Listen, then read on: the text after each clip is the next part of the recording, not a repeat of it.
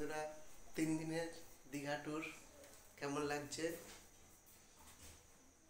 চলো যেতে যেতে কথা হবে। রাত্রি 2টোর সময় রেডি হওয়ার পর 2:30-এর মধ্যেই আমরা বেরিয়ে গেলাম। টোটো করে আমরা স্টেশনে পৌঁছাচ্ছি। সারা রাস্তায় অন্ধকার।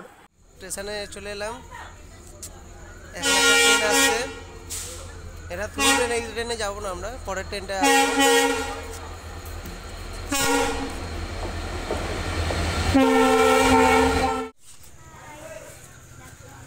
রূপসা আমার ভাগ্নি, এরই বার্থডে ছিল। আমরা যাচ্ছি আজকে, এই বার্থডে সেলিব্রেট হবে। গাড়ি করে যখন আমরা হাওড়া ব্রিজের দিয়ে যাচ্ছি, কত সুন্দর একটা ইমেজ লাগছে, একটা ভিউজ হেবি দারুণ লাগছে।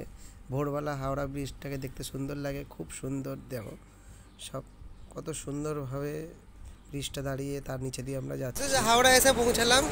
এত মারাত্মক ভিড়, বিশাল ভিড় হয়েছে। বসন্ত উৎসব একদম জমজমাট। এই যে মেয়ের সাথে ম্যাচিং আমার আজকে, এই যে ভাগ্নির আজকে বার্থডে। ঠিক আছে, আজকে বার্থডে ওই হিসাবে দীঘাতে। বলে দাও তুমি কিছু। ঠিক আছে, চলো গিয়ে ট্রেনে গিয়ে। দেখো বন্ধুরা, বন্দে ভারত দাঁড়িয়ে আছে।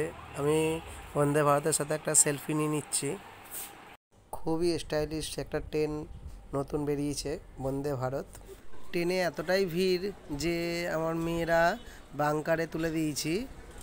বাঙ্কারে আমার মেয়ে, আমার ভাগ্নি রয়েছে, ওরা খুব এনজয় করছে।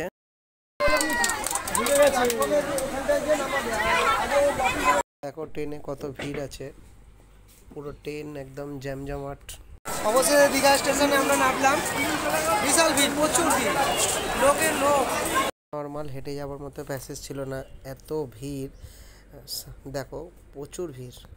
স্টেশন থেকে জগন্নাথ মন্দিরের চূড়া দেখা যাচ্ছে। দীঘাতে যে নতুন জগন্নাথ মন্দির করেছে তারই ভিউজ দেখো। পর সকালবেলা বিচে পৌঁছালাম।